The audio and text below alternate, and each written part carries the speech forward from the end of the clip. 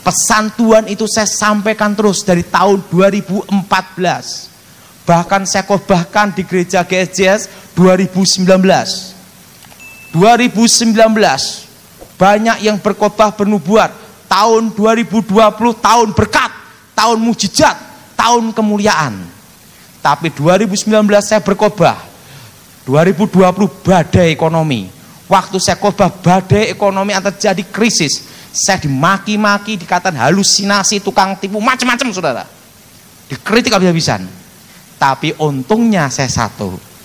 Nah, saya tidak pernah masukkan diri saya ke akun YouTube yang upload rata-rata gereja-gereja termasuk Michael. Jadi saya tidak bisa diserang. Kenapa? Bukan punya saya. Makanya saya sengaja tidak pakai akun YouTube diri saya. Orang nyerang saya susah. Kenapa? Kan tidak ada akunnya, YouTube-nya tidak ada.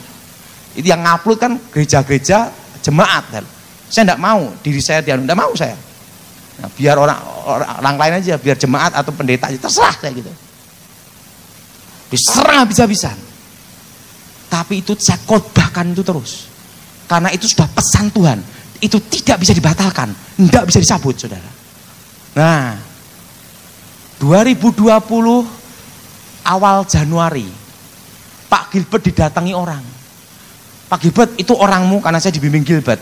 Daud itu berkhotbah tahun 2020 akan terjadi badai ekonomi. Bulan 6, bulan 7 stagnat ekonomi, berhenti sampai menuju 2023. Mana buktinya? Pak Gilbert ngomong apa? Ini kan masih Januari. Kalau itu betul pesan Tuhan, pasti terjadi. Kita lihat saja nanti akhir Desember 2020. Bulan Januari, bulan Februari, bulan Maret, April, Corona, betul? Seluruh Indonesia, bahkan dunia, PSBB, di berbagai negara lockdown, betul? Ekonomi bulan 6, bulan 7 berhenti sampai sekarang, betul? Betul? Dan waktu itu Tuhan pesan sama saya untuk semua umatnya di Indonesia supaya berkebun.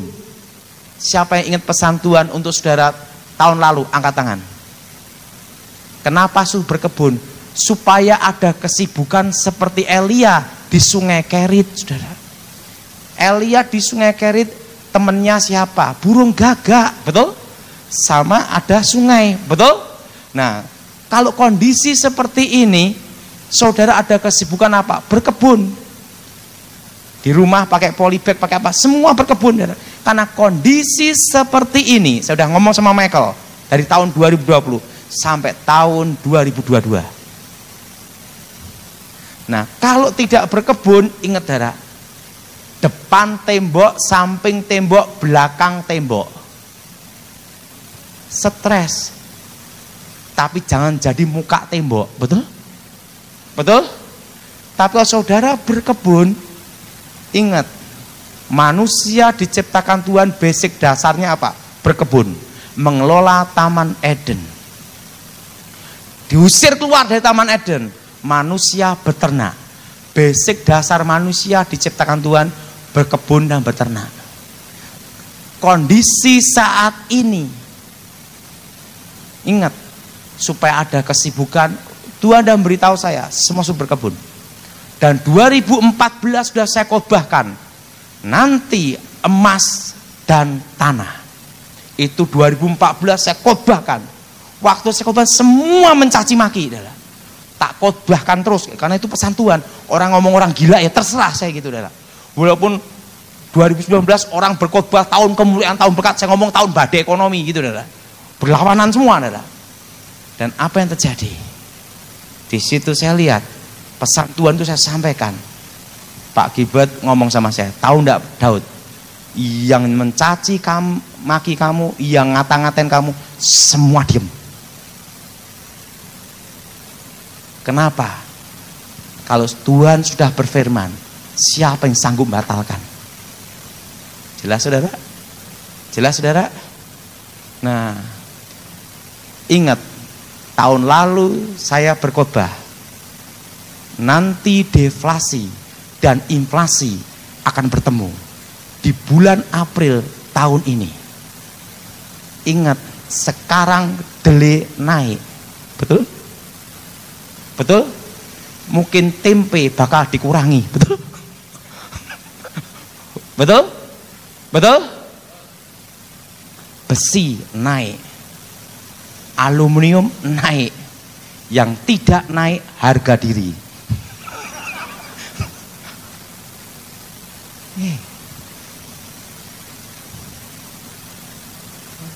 Ingat saudara, ini yang akan terjadi. Ingat, kondisi seperti ini akan mulai awal normal. Awal normal, bukan pemulihan ekonomi, awal normal. Ibaratnya orang tuh bangun tidur. Itu Januari tahun 2022. Dan pemulihan Indonesia dimulai. Setitik terang datang 2023 Januari. Itu baru setitik terang. Jelas, saudara? Bulan April, deflasi inflasi, daya beli masyarakat turun. Inflasi terjadi, tapi terselubung karena ada deflasi. Ingat saudara, itu April menuju tahun 2022. Setelah corona selesai, inflasi akan terasa. Nggak usah banyak-banyak. Saudara punya uang 50.000, belanjakan di pasar, dapat apa? Jelas saudara? Jelas saudara? Ingat, pemerintah mencetak uang berapa triliun. Setelah itu uang pengusaha ada di bank-bank. Ingat, mau investasi takut. Lihat situasi kondisi, sehingga bunga bank diturunkan berapa persen aja. Betul? Dengan harapan apa? Supaya uang-uang ini bisa bergerak. Tapi banyak orang ragu-ragu, para pengusaha ragu, sehingga uangnya banyak ditahan di bank. Maka uang di bank itu banyak, betul? Tetapi beredar di masyarakat terbatas, uang baru. Ingat saudara, uang lama dan uang yang dicetak baru akan bertemu semua 2022. Kalau uang yang dicetak baru dan uang lama beredar, apa hukumnya? Apa saudara? Inflasi. Jelas saudara? Itu akan terjadi di 2022. Makanya saudara, dan ingat pada waktu krisis ekonomi, yang selamat itu hanya dua, yang megang tanah dan emas. Betul? Betul? Siapa yang setuju angkat tangan? Tanah dan emas. Maka 2014 saya khotbahkan supaya semua beli emas. Tapi tahun ini saya tidak khotbahkan beli emas. Kenapa saudara? Emas sudah kemahalan. Beli tanah aja dan kelola untuk ngisi kesibukan. Semua bercocok tanam. Cabai aja naik, betul? Penggemar cabai pun berduka cita, betul? Betul? Betul? Betul? Betul? Betul? Wes, saudara punya uang 50.000, belanjakan di pasar, dapat apa? Itu inflasi dah. Jadi saya beritahu pada saudara, 2021 kondisinya seperti ini. Tidak ada perubahan banyak sampai 2022. Tepatnya Januari baru orang mulai bangun tidur ibaratnya untuk memulai belajar normal. Belum normal 100% loh, belajar normal. Sekarang kan new normal. 2022 itu belajar normal. Dan saat ini orang demam dan batuk sakti bubar, betul? Jelas? Jelas? Jadi mulai hari ini saudara yang punya uang belikan tanah. pinggir kota, dekat pintu tol. Karena nanti tahun 2023, waktu awal pemulihan, yang beli tanah selamat. Karena apa? Ingat, inflasi. Jelas saudara? Nah, kalau saudara tanah beli tanah, untung banyak. Ingat Daud Tony. Mama saya berdoa supaya papa saya bertobat dan melayani Tuhan. Semakin didoakan mama saya, bukannya papa saya bertobat, tambah kumat. Iblis menyerang kita dengan dua hal. Yang pertama adalah tekanan. Apa saudara? Dengan apa saudara? Dengan apa saudara? Tekanan.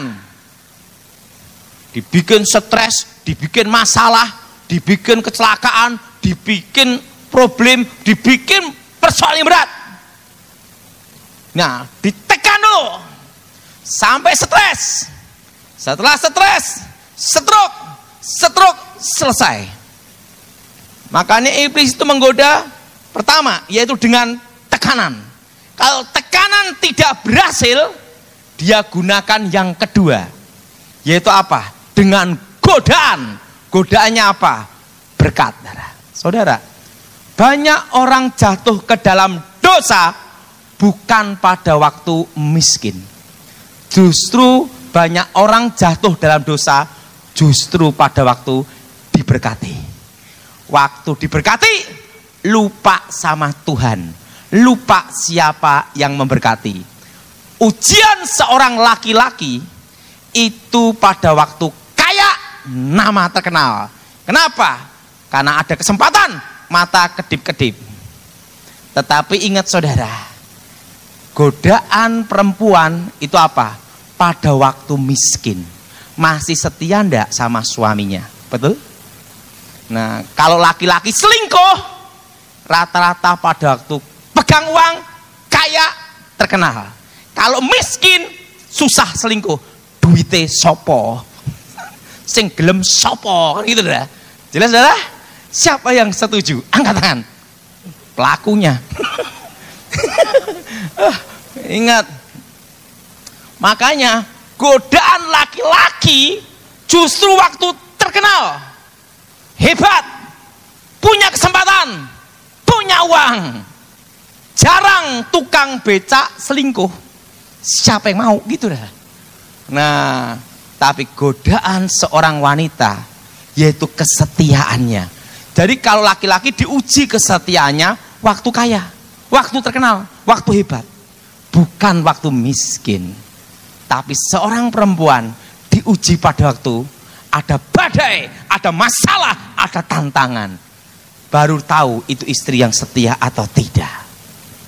Siapa yang setuju? Laki-laki angkat tangan. Takut semua.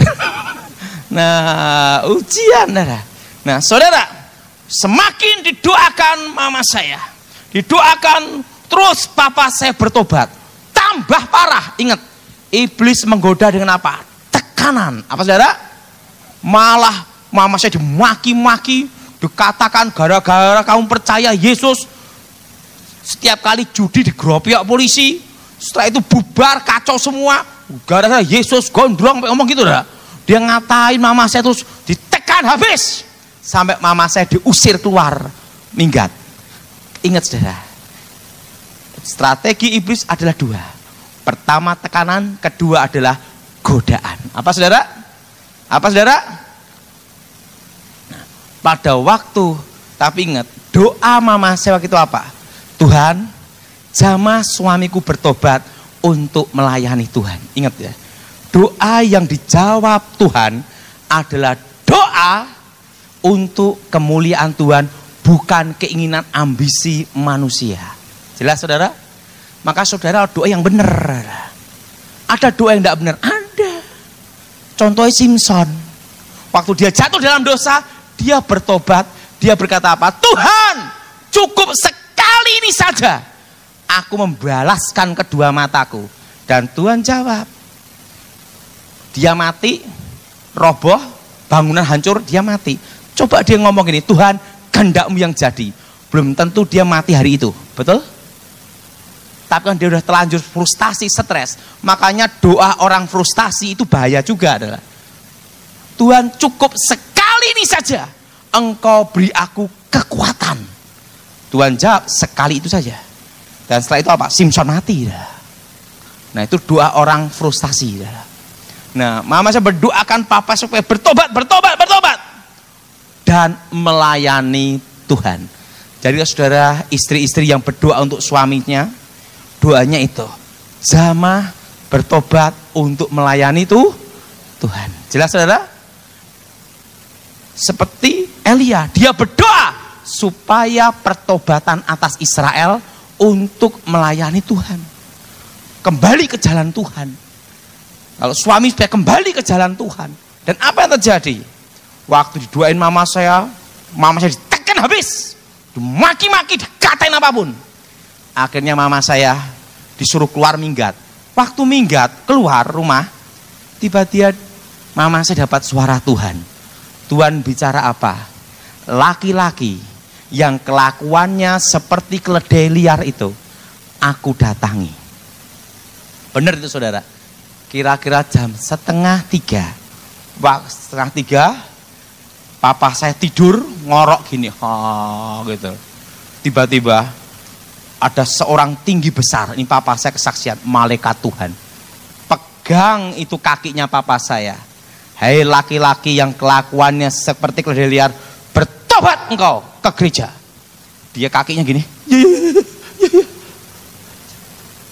Dan laki-laki tinggi besar itu hilang. Papa saya kakinya pincang. Dipegang kakinya dah. Kakinya pincang, dia langsung nyari. Mamamu di mana? Loh, katanya papa suruh minggat. Mama saya dicari, ketemu. Mi, ayo kita ke gereja. Ini bukan hari Minggu. Kenapa? Pokok ke gereja. Takut aku. Dia datang ke gereja, kakinya pincang, dia doanya apa? Hei laki-laki tinggi besar, aku sekarang sudah ke gereja. Dan apa yang terjadi? Sejak hari itu papa saya bertobat dan nganter mama saya pelayanan naik motor sampai dia meninggal. Dia meninggal umur 69 tahun. Satu hal, mama saya doa sungguh-sungguh untuk pertobatan suaminya. Jelas saudara? Jadi doa yang besar kuasanya adalah doa yang bukan untuk kepentingan pribadi. Jelas? Jelas? Tapi untuk kemuliaan Tuhan. Nah, saya itu doa saya itu singkat aja. Saya doa sama Tuhan itu doanya gini. Tuhan, ini saya doa setiap hari ini saudara. Tuhan, dalam hidupku aku minta 2 hal saja. Menikmati, makan, dan tidur. Ingat, nikmatnya hidup itu hanya ada 2. Makan dan tidur. Siapa yang setuju? Angkat tangan. Kamu punya uang banyak, nggak bisa tidur, kopior. Betul? Betul? Saya punya kawan, anak konglomerat. Bapaknya konglomerat, punya bank, kaya raya. Tapi suatu kali dia tidak bisa tidur. Karena apa? Dia takut kalau tidur matanya pejem, selamanya pejem, alias mati. Berhari-hari, berminggu-minggu tidak bisa tidur. Makanya saudara doanya perlu ada perubahan dikit. Doa sama Tuhan, berikan aku bisa menikmati makan dan tidur. Betul? Betul? Betul? Dan apa yang terjadi? Sampai dia tidak bisa tidur, matanya gini. Konglomerat, uang triliunan. Uang tidak bisa membeli tidur. Dia datang ke saya malam-malam kira-kira jam 2. Tok-tok matanya udah gini. Kenapa? Pak Daud, aku sudah berminggu-minggu, berbulan-bulan tidak bisa tidur. Saya ngomong, apakah uangmu bisa membeli tidur? Tidak bisa. Uang triliunan, tapi tidak bisa menikmati. Kenapa kamu? Saya kalau pejem, takut saya itu pejem selamanya. Kenapa? Duitnya akeh. Nah, apa yang terjadi? Waktu itu saya ngomong, udahlah. Tak lihat, oh ada setan yang mengganggu dia, ngikutin dia. Ya ada setan yang ganggu kamu, tak doain sebentar. Saya doain dalam nama Yesus, setan keluar. Begitu setannya keluar, dia bisa tidur, hidup sampai sekarang. Dia berkata, Pak Daud, orang sekaya apapun, dia tidak bisa nikmati kalau dia tidak bisa tidur nyenyak. Siapa yang setuju? Angkat tangan. Betul? Betul? Betul? Makanya doa itu tidak usah neko-neko. Wis minta sama Tuhan itu aja, menikmati makan dan tidur. Udah itu aja. Itu berkat. Itu kitab pengkhotbah berkata, biarlah aku menikmati. Apakah nikmatnya hidup? Hanya makan dan tidur. Ada juga saya punya teman orang gila yang ketemu orang gila. Suatu kali saya ke Bali. Waktu ke Bali sama teman saya. Ini kisah nyata, Di situ ada wine yang umurnya 100 tahun. Wine putih. Nah, saya punya teman juga orang gila. Dia ngomong, wine itu mau saya beli. Harganya 1 miliar. Bayangin, satu botol 1 miliar, wine putih umur 100 tahun. Mau dibeli teman saya. Saya ngomong, kamu gila. Tahu enggak? Kalau saudara pikir, pasti yang punya 1 botol itu dikasihkan. Kan gitu, saudara? Yang punya 1 botol wine itu tidak kasihkan. Dia jawab dengan apa? Saya tidak jual, berapapun tidak saya jual. Karena sebelum aku mati, ini wine terakhirku. Bayangin, dia ngomong, apa gunanya aku hidup kalau aku tidak bisa menikmati? Ingat saudara, makan dan tidur. Makanya saya doa setiap hari pagi, doanya itu aja. Tuhan, bila aku menikmati bagianku, makan dan tidur. Nikmati makan juga ada. Saya punya kawan, uangnya triliunan. Dia punya kekayaannya 25 triliun. Ini triliunan, bukan miliar, triliun. Ini saya saksi hidup, saya ngelihat sendiri. Setiap hari dia telepon saya, ngomong sama saya, Pak Daud, dari dia itu ingin keluar negeri jalan-jalan. Dan dia ini ingin makan semuanya. Tapi dia tidak bisa makan semuanya. Karena dia ada sakit paru-paru dan dia pakai oksigen. Makannya terbatas. Saya lihat, apa gunanya uang triliunan tapi tidak bisa menikmati makan. Betul? Betul? Ini uang triliunan, dan apa yang terjadi? Pada waktu mati, tahun lalu meninggal dia, teman saya ini. Tidak bisa nikmatin juga. Makanya doa itu tidak terlalu muluk-muluk aja. Doa, ikut saya semua, biarlah aku menikmati, apa saudara? Bagianku, makan dan apa? Tidur. Itu nikmatnya hidup, saudara. Selama engkau bisa merasakan, saya pernah doakan orang yang mati rasa lidahnya. Itu di Bandung.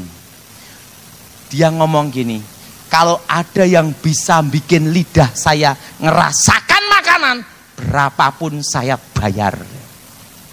Karena apa? Setiap kali dia makan, tidak ada rasanya semua. Dan dia ngomong, apa gunanya aku kaya, tidak bisa merasakan makanan. Benar saudara? Makanya saudara, doa itu tidak perlu muluk-muluk, kayak sastrawan ngoceh mata-mana. Yang penting itu apa? Dengan hati kita untuk kemuliaan Tuhan. Yaitu saya doa sekarang setiap hari itu kalau di rumah pagi-pagi, Tuhan, biar aku menikmati bagian hidupku, makan dan tidur. Dah, itu aja. Karena orang tidak bisa tidur ya susah juga adalah. Dan doa yang dijawab Tuhan adalah untuk kemuliaan dan rencana Tuhan. Dan doa itu kalau suami istri harus sepakat. Suatu kali saya punya kawan polisi. Dia ini cita-citanya ingin punya anak. Sudah menikah 10 tahun. tidak bisa punya anak. Saudara, dokter ngomong suruh tiup sampai niup, tiup, niup sendiri. Setelah itu suruh makan toge. Tahu toge? Tokolan tuh, saudara. Katanya natur sampai dia setiap hari makan tokolan toge sampai muntah-muntah, saudara. Supaya apa? Supaya punya anak, makan toge terus. Wah, sampai wajah kayak tokolan toge, saudara. Dia makan terus. Setelah itu dia diurut, dipijet ke dokter manapun, tidak bisa. Saya ngomong sama dia, udahlah, kamu kan udah usaha ingin punya anak. Saya ngomong sama istrinya, yang belum kalian lakukan satu, minta sama Tuhan, tapi doanya untuk kemuliaan Tuhan. Doanya gimana Pak Daud? Doanya gini, Tuhan berikan aku anak untuk menjadi pelayan Tuhan, menjadi hamba Tuhan. Ingat, doa yang untuk kemuliaan Tuhan. Amin. Amin. Berikan aku anak untuk melayani Tuhan. Terusan karena dia itu sudah 10 tahun nyoba berkali-kali tidak punya anak, dia doanya gini, Tuhan berikan aku anak cukup satu saja. Ingat, hati-hati itu, saudara. Berikan aku anak satu aja udah cukup. Dan tahun itu istrinya hamil sesuai doanya, satu aja, anak perempuan. Saya lihat dia ngomong, anak udah gede, dia ngomong sama saya, Pak Daud, ini kerja saya doa sungguh-sungguh 10 tahun. Saya ngelihat wajahnya dia, sampai wajahmu kayak toge tokolan. Satu hal, saudara, ingat, doa yang dijawab Tuhan adalah doa yang bukan untuk ambisi. Amin. Bukan untuk kedagingan, tetapi doa untuk kemuliaan Tuhan. Pasti akan dijawab Tuhan. Jelas? Jelas? Jelas? Nah, saudara, saya percaya apapun sakit saudara, apapun masalah saudara, kalau engkau doa yang benar sungguh-sungguh untuk kemuliaan Tuhan, untuk pertobatan, untuk pemulihan, mujizat pasti terjadi. Jadi saudara, doa itu harus perlu yang benar. Saudara kalau doa untuk jodoh, jangan yang ganteng, jangan yang cantik, tapi doanya apa? Tuhan berikan sesuai kehendak-Mu, karena itu yang terbaik. Kenapa saya bisa ngomong demikian? Saya punya ibu angkat sama bapak angkat. Itu bapak angkat saya itu ganteng, tinggi, wow ganteng dah. Nah dia tuh sukanya kan yang wanita cantik lah. Manusia normal minta wajin cantik, termasuk Michael. Betul Michael? Tidak mungkin Michael ingin milih yang gini.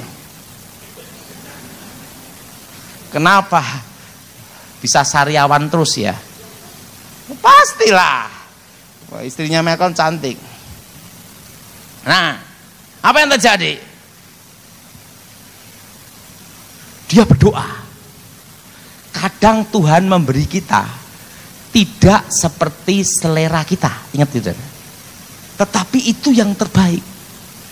Nah, bapak angkat saya ini berdoa, Tuhan, aku ingin melayani Tuhan. Dia ingin membujang seumur hidup. Tapi Tuhan punya rencana lain. Tuhan tunjukkan, inilah jodohmu. Orangnya kurus, kering. Dia doa, ini bukan seleraku. Tidak sesuai keinginan. Kayak tiang listrik. Yang laki-laki berdoa, waduh, kok modelnya kayak ngono. Nah, yang perempuan berdoa, Tuhan jodohku siapa? Ditunjukkan, wah mujizat terjadi.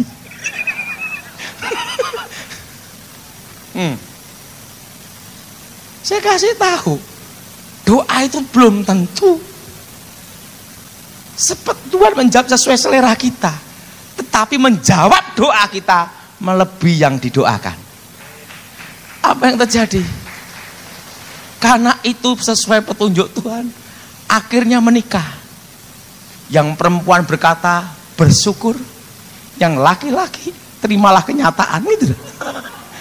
Apa itu? Ya udah, suami istri menikah. Begitu suami istri menikah, ayah angkat saya itu cerita ke saya, Daud, yang kurus kering ini membuat hidupku bahagia.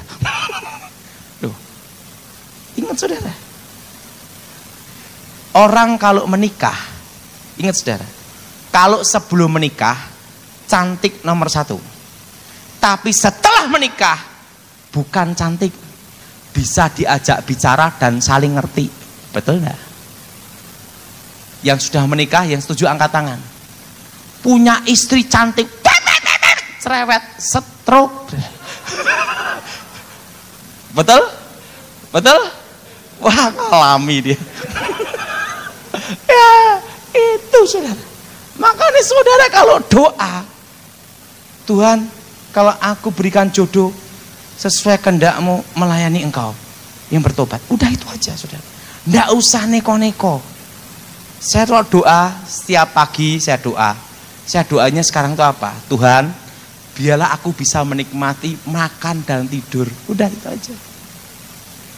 Karena itu nikmatnya hidup hanya 2 itu toh. Setuju? Engkau punya uang banyak, nggak bisa makan gara-gara diabetes. Setiap hari makan kentang rebus, sampai wajah di kentang rebus. Betul enggak? Nggak bisa nikmati hidup untuk apa? Betul? Betul? Saya mulai belajar hal itu. Makan dan tidur, itu aja udah. Nah saudara, ada lagi doa yang dijawab Tuhan untuk kemuliaan Tuhan. Ada seorang ibu, dia terkena namanya itu kanker rahim. Waktu dia kena kanker rahim, dokter vonis tidak bisa punya anak. Tidak bisa punya anak. Nah, penghalang doa itu bisa karena ada dosa yang berhubungan dengan kuasa gelap. Dengan apa saudara? Dengan apa saudara? Dengan kuasa apa? Dengan kuasa gelap. Apa yang terjadi? Suaminya terlibat kuasa gelap. Nah, ibu ini saya layanin, saya doakan. Nah, ibu ini ingin punya anak. Saya doain, darah Yesus bebaskan, darah Yesus sembuhkan. Saya udah basah roh. Ibu gimana rasanya? Udah sembuh? Pak tambah sakit, gitu lah. Yang doain langsung patah semangat. Tapi saya ngomong sama ibu ini, ibu doa, pegang yang sakit, ibu minta pengampunan dosa.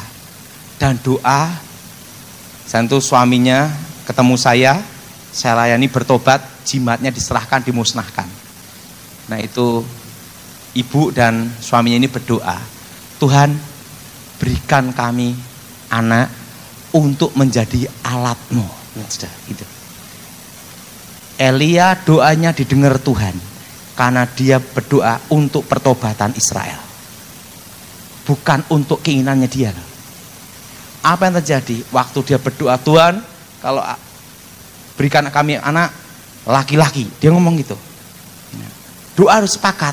Nanti perempuan yang istrinya minta perempuan, yang laki minta laki. Nanti malaikat bingung jawabnya, betul? Kalau setengah kan kacau, jadi gini nih. Mau doa harus sepakat. Doa harus apa? Sepakat.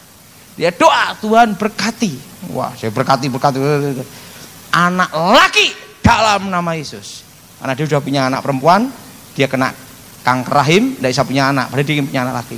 Dia doa minta anak laki. Kami serahkan untuk melayani Tuhan. Suaminya bertobat, istrinya sungguh-sungguh berdoa. Tahun itu lahir anak laki-laki sesuai doanya. Tapi waktu dia doa, jadikan anakku ini alat kemuliaan Tuhan. Itu doa yang dijawab Tuhan. Dan Tuhan kalau menunjukkan sesuatu, itu yang terbaik. Sudah perhatiin tentang Elia. Kenapa Tuhan suruh dia ke sungai Kerit? Betul? Kenapa tidak di padang gurun? Tuhan suruh Elia ke sungai Kerit supaya ada kesibukan ngelihat air dan temennya burung gagak. Kalau di padang gurun Tidak ada air, tidak ada siapa-siapa, Elia kasihan. Betul? Tuhan kirim burung gagak nyapin dia makan. Dan di situ ada kesibukannya, ada sungai. Segala sesuatu yang Tuhan siapkan pasti memberi kita hal yang terbaik. Nah, saudara, kira-kira 96, 97, sebelum 98 lah pokoknya, 9 tahun itu saya mendapat suara Tuhan. Makanya kalau Tuhan sudah berfirman, itu tidak bisa batal dan tidak bisa dicabut. Terus 96, 97, 98 saya mendapat suara Tuhan, pesan Tuhan khusus. Dan Tuhan bicara sama saya jelas sekali. Indonesia akan dipulihkan Tuhan 25 tahun. Anginnya akan datang 2018. Ini akan saya memberitahu apa yang terjadi tahun ini. Anginnya akan datang 2018, 19, dan badainya akan datang 2020. Dan Indonesia stagnat bulan 6, bulan 7 menuju tahun 2023. Itu tahun lalu saya khotbahkan ya Michael ya. Waktu saya mendapat pesan Tuhan itu bahwa Indonesia akan dipulihkan Tuhan 25 tahun. Dimulai dari krisis 98. Dan pemulihannya adalah tahun 2023. Setitik terang menyinari bangsa ini. Dan Tuhan tahun ini robohkan itu semua. Supaya Injil itu diberitakan. Karena syarat kedatangan Tuhan, Injil itu diberitakan seluruh dunia. Sekarang bayangkan, saya khotbah di sini, di Australia bisa lihat, betul? Betul? Kalau tidak karena corona, tidak ada seperti ini, betul? Betul? Saudara, suatu kali tahun 95, Tuhan bicara sama saya ngomong gini, jutaan manusia mendengar khotbahmu dan keempat penjuru mata angin Indonesia akan mendengar dan melihat engkau berkhotbah. Waktu tahun 95 saya berpikir itu tidak mungkin. Bagaimana jutaan?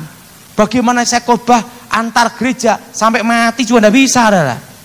Waktu itu saya tidak ngerti apa itu suara Tuhan, bahwa nanti jutaan manusia mendengar khotbahmu dan keempat penjuru mata angin akan mendengar melihat engkau berkhotbah. Saya tidak ngerti itu apa, tapi saya setia melayani Tuhan. Setelah itu tahun 2020, 2021 saya lihat, yang lihat saya khotbah itu 4 juta lebih.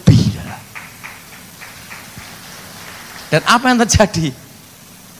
Waktu tahun 95 saya tidak kepikir bakal piye. Itu tempatnya GJS ya Michael ya. Itu 4 juta ya. Yang nonton 4 juta lebih. Belum yang upload lain-lain itu berapa juta adalah. Tapi dari situ saya lihat, supaya Injil itu diberitakan. Karena itu adalah syarat kedatangan Tuhan. Waktu saya doa, Tuhan kapan engkau datang? Tuhan bicara sama saya, bukan urusanmu, gitu saudara. Jadi saudara, untuk kedatangan Tuhan tidak ada yang tahu. Ngomong sama saya, apalagi kamu. Makanya kalau ada orang ngomong lembu merah toh, apa lembu buduk lah, ingat saudara, tidak usah diributkan masalah lembu merah, lembu apa, lembu tidak usah diributkan. Tabut perjanjian apa tidak usah diributkan. Yang penting satu, kapanpun Tuhan datang, kapanpun kita dipanggil Tuhan, kita sudah siap. Amin.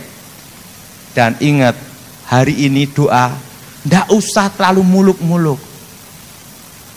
Berkati aku, menikmati bagianku, bisa makan sama apa? Tidur. Siapa yang setuju angkat tangan? Nah, itu aja. Dan kalau ada persoalan, doa, Tuhan selesaikan persoalan ini, aku percaya menjadi alat kemuliaan-Mu. Amin. Dan ingat, kondisi seperti ini sampai 2022. Jelas? Jelas? Tahun berapa, saudara? Nah, itu ibaratnya orang baru bangun tidur. Artinya apa?